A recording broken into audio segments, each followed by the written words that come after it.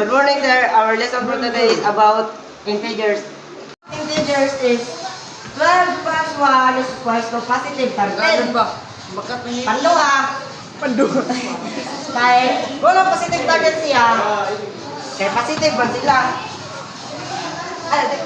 Nya, 12 plus negative 2 is equals to positive 10. Ako lang i-minus, negative man ang usa. Ang usa kay negative 12 plus 3 is equals to negative 9. So, dako man ang usa niya, naman siya sa mo sa negative 9. Ang usa, negative 12 plus negative 4 is equals to negative 16. Kaya pareha man nilang sign, ako lang i-plaso. Akong ikapilang ilang sa ito eh? Sign. Subtraction of integers is 12 minus 1 is equals to 11. Then, kaya mo siyang i-transfer of 12. Then, yung sign is plus. Then, yung sign is plus equals to 14.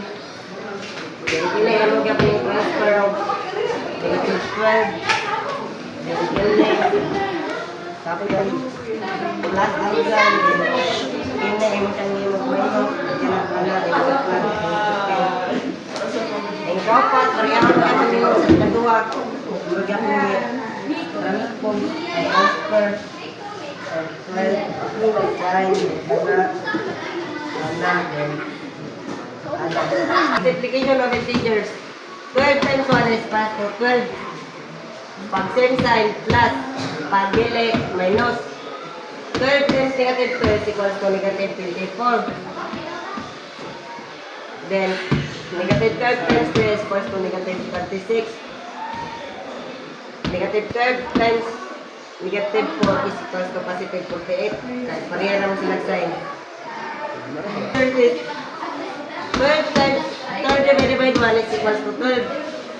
Then 3 divided by negative 2 is equal to negative 6. Negative 12 divided by 3 is equal to negative 4. Then negative 12 divided by negative 4 is equal to negative 3. Positive din.